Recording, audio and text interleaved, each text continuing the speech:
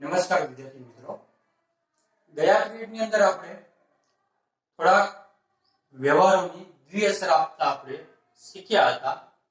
આજે અમે બીજા થોડાક વ્યવહારની દ્વિઅસર આપતા આપણે શીખીશું. તો સૌપ્રથમ પહેલો વ્યવહાર છે કે ₹50,000 રોકડા લાવી ધંધો શરૂ કર્યો. ₹50,000 રોકડા લાવી ધંધો શરૂ કર્યો. તો આ વ્યવહાર કેવો છે? રોકડ.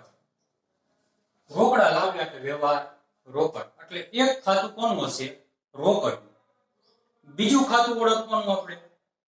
બીજા ખાતા ઓળખવા માટે રોકડા લાવી ધંધો શરૂ કર્યો એનો અર્થ એવો કે ધંધાના માલિકે પૈસા આપ્યા છે.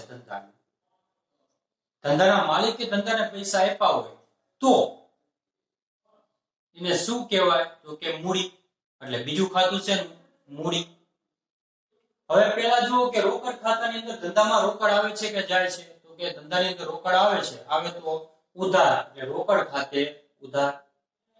બીજી અસર, ધંધાનો માલિક આપનાર છે એટલે કોના ખાતે જમા કરવું પડશે? તો કે મૂડી ખાતે જમા કરવું પડશે. કારણ, ઉધાર અસરનું કારણ આપણે આપ્યું કે રોકડ આવે છે અને જમા અસરનું કારણ કે માલિક લાભ આપનાર છે. ત્યારબાદ બીજો વ્યવહાર કે ₹10,000 ની જસ્મીન પાસેથી લોન લીધી. ₹10,000 ની જસ્મીન પાસેથી લોન લીધી. તો ઉધાર અસર થશે રોકડ બેંક ખાતે જમા, ઉધાર અસર થશે રોકડ બેંક ખાતે ઉધાર અને જમા અસર થશે જસ્મીનની લોન ખાતે જમા. હવે કારણ જોઈએ બંનેના. તો કે શા માટે રોકડ બેંક ખાતે ઉધાર થયું? તો કે રોકડ અથવા તો બેંક ધંધામાં આવે છે. રોકડ ધંધામાં આવે છે, આવે તો ઉધાર. કારણ કે લોન લેવી એટલે પૈસા આવે તો ઉધાર. લોન કોણ આપે છે? તો કે જસ્મીન. એટલે જસ્મીન લાભ આપનાર થઈ ગઈ. એટલા માટે આપણે જસ્મીન ખાતે ઉધાર જસ્મીન ખાતે જમા લખ્યું. ત્યારબાદનો વ્યવહાર કે ₹30,000 બેંકમાં ભરી ખાતું ખોલાવ્યું. ₹30,000 બેંકની અંદર ભરીને ખાતું ખોલાવ્યું. તો સૌપ્રથમ અહીંયા રોકડ વ્યવહાર છે કે ઉધાર? તો કે રોકડ. કારણ કે બેંકની અંદર પૈસા ભર્યા તો રોકડા જ ભર્યા હશે એટલે રોકડ વ્યવહાર. અને રોકડ વ્યવહારમાં એક ખાતું ફરજિયાત કોનું હોય? રોકડનું. એટલે એક ખાતું મળી ગયું રોકડનું. બીજું ખાતું બેંકમાં પૈસા ભર્યા. તો અહીંયા બેંક કૃત્રિમ વ્યક્તિ. બેંકમાં પૈસા ભર્યું એટલે બેંક પૈસા આપણી પાસેથી લે એટલે બીજું ખાતું કોણ? બેંક. પહેલું ઉધાર અસર થશે બેંક ખાતે ઉધાર. કારણ શું? કારણ કે બેંક કૃત્રિમ વ્યક્તિ અને બેંકની અંદર આપણે પૈસા ભર્યા એટલે બેંકે આપણા ધંધા પાસેથી લાભ લીધો. લાભ લીધો એટલે લાભ લેનાર ખાતે ઉધાર. લાભ લેનાર ખાતે ઉધાર એટલે બેંક ખાતે ઉધાર. રોકડ ખાતે જમા થશે. કારણ શું? તો કે બેંકની અંદર પૈસા આપણે ભરશું એટલે આપણા ધંધામાંથી રોકડ જશે અને રોકડ જાય તો જમા. એટલા માટે રોકડ ખાતે જમા થશે.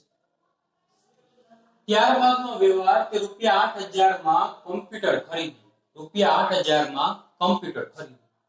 બે ખાતા ઓળખાવો. પહેલા તો આ વ્યવહાર રોકડ છે કે ઉધાર? તો કે રોકડ. કારણ શું? કોઈ ઉલ્લેખ નથી આપ્યો, કોઈ નામ પણ નથી આપ્યું કે રોકડ બેંક શબ્દ પણ નથી આપ્યો. તો જ્યારે આવો કોઈ ઉલ્લેખ ન આપ્યો ત્યારે વ્યવહાર કેવો ગણવો? રોકડ. રોકડ વ્યવહાર છે એટલે એક ખાતું ફરજિયાત શેનું આવશે? રોકડ ખાતું. એક ખાતું મળી ગયું રોકડ. બીજું ખાતું કોમ્પ્યુટર ખરીદ્યું એટલે ધંધાની અંદર કોમ્પ્યુટર આવશે. શું ખરીદ્યું? તો કે કોમ્પ્યુટર. કે ધંધાની અંદર કોમ્પ્યુટર આવશે એટલે બીજું ખાતું છે કોમ્પ્યુટરનું. ઉધાર અસર શું થશે? કોમ્પ્યુટર ખાતે ઉધાર. કારણ શું? તો કે કોમ્પ્યુટર ખરીદો એટલે ધંધામાં કોમ્પ્યુટર આવે તો ઉધાર. એટલે કોમ્પ્યુટર ખાતે ઉધાર. જમા અસર થશે રોકડ ખાતે જમા. તો કે કારણ શું? તો કે ધંધામાંથી રોકડ જશે. કોમ્પ્યુટર ખરીદ્યું એટલે ધંધામાંથી રોકડ જશે અને જાય તો જમા.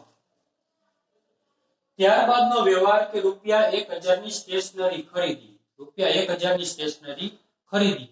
તો આની અંદર જો આપણને નથી કોઈ નામનો ઉલ્લેખ કે નથી રોકડ કે બેંક શબ્દ, તો આ વ્યવહાર કેવો ગણવો? રોકડ. આ વ્યવહાર કેવો ગણાય?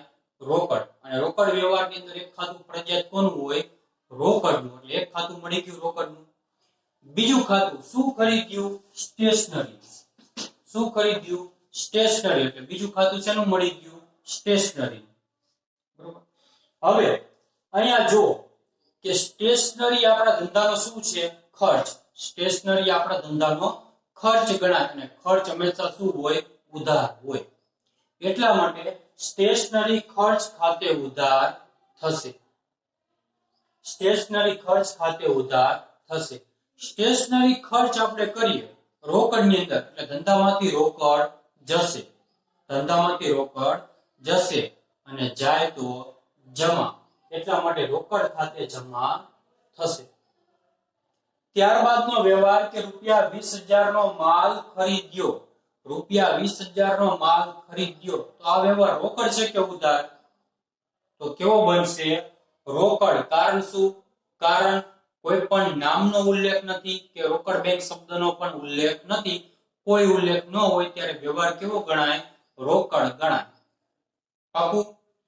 હવે બે ખાતા ઓળખાવો. તો શું ખરીદ્યું? તો કે માલ. એક ખાતું મળી ગયું માલનું ખાતું. બીજું ખાતું વ્યવહાર કેવો છે? રોકડ. રોકડ વ્યવહાર હોય એટલે હંમેશાની માટે એક ખાતું કયું હોય? રોકડ. એટલે બીજું ખાતું પણ મળી ગયું રોકડ. માલ ખરીદ્યો. માલ ખરીદ્યું એટલે ધંધાની અંદર માલ આવે તો ઉધાર. પણ અહીંયા શું ખરીદ્યું છે? માલ. તો માલની ખરીદી કરો ત્યારે આપણે કોના ખાતે ઉધાર કરવું પડશે? તો કે ખરીદ ખાતે ઉધાર કરવું પડશે. એટલા માટે ખરીદ ખાતે ઉધાર. વ્યવહાર રોકડ છે. માલની ખરીદી કરી એટલે ધંધામાં માલ આવે પણ માલની સામે આપણે શું આપવું પડશે? રોકડ. એટલે ધંધામાંથી રોકડ જશે અને જાય તો જમા. એટલે રોકડ ખાતે જમા. ત્યારબાદનો વ્યવહાર કે રૂપિયા 30,000 ની રમણ પાસેથી ખરીદી કરી. રૂપિયા 30,000 ની રમણ પાસેથી ખરીદી કરી. તો પહેલા તો નક્કી કરો કે આ વ્યવહાર રોકડ છે કે ઉધાર?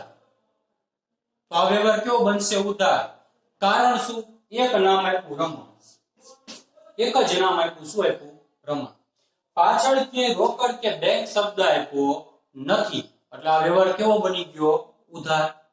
ને આપણે અગાઉ જ કીધેલું છે કે ઉધાર વ્યવહારની અંદર એક ખાતું ફરજિયાત કોનું હોય?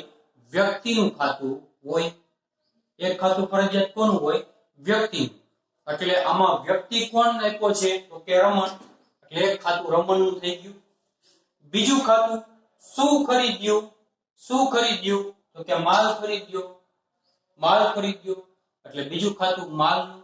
પણ માલની ખરીદી કરો એટલે કોના ખાતે લખવું પડે? તો કે ખરીદ ખાતે. તો માલની ખરીદી કરો એટલે ધંધાની અંદર માલ આવે તો ઉધાર. એટલે ખરીદ ખાતે ઉધાર. ખરીદ ખાતે ઉધાર કરવું પડશે. ઉધાર વ્યવહાર છે એટલે બીજું ખાતું વ્યક્તિનું. વ્યક્તિ રમણ. રમણે આપણને માલ આપ્યો. આપણા ધંધાને માલ આપ્યો એટલે રમણ આપણા ધંધાને લાભ આપનાર થઈ ગયો. રમણ આપણા ધંધાને લાભ આપનાર થઈ ગયો. ને લાભ આપનાર ખાતે શું કરવાનું છે? જમા. એટલા માટે રમણ ખાતે શું થશે? જમા થશે. બરોબર. તો આજે આપણે આટલા વ્યવહાર સમજ્યા. આવતીકાલે બીજા આપણે વધારાના વ્યવહારો સમજીશું.